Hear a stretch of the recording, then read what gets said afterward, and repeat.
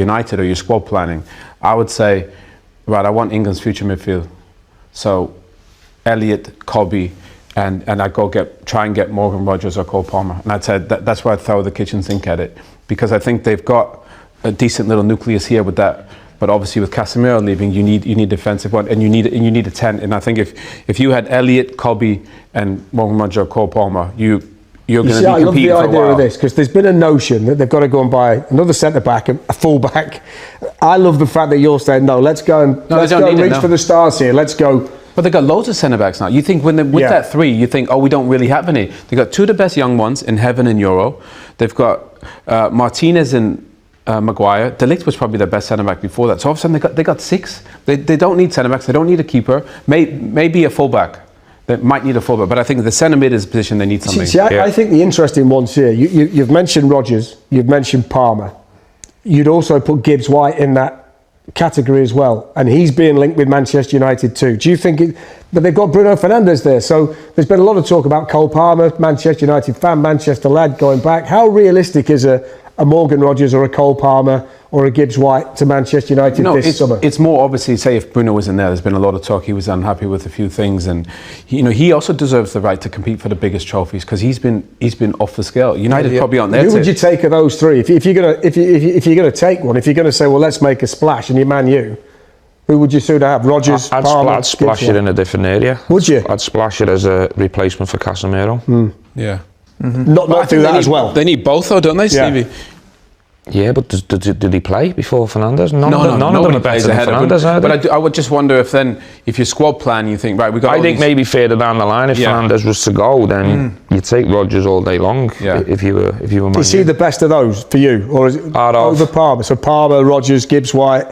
I think as a 10 to replace Fernandes, yes, I would say Rodgers. Yeah, but I think Palmer's more of a line-up further on, but they've already bought him in positions with Mbuemo, haven't they? So I'd say United probably need Rodgers more than. Yeah, Cunha obviously is on his day, he's class, isn't he? I just think Fernandes has been absolutely outstanding. Amazing, isn't he? He's been the one major positive throughout the But if you're one of them players, you're not signing for United if he's staying, are you? Correct. No, I think that would be after if he did leave. Yeah. Then a year down the line, maybe need a Rodgers or a Cole to replace. Yeah, they've got to replace Casemiro. So there's no secret there. So who's that? Who replaces him? I mean, I think if you couldn't get a better person to look at it than Michael Carrick, because it was his position, and Michael didn't play it like I played it or Mascherano played it. He played it more like Xabi Alonso, as a thinker. And to be fair, a lot of the best managers in the world actually play that position, don't they? Virtually all the top managers were a defensive midfield player, whether Pep or Mikel or Simeone or Deschamps or you could literally go on the list forever.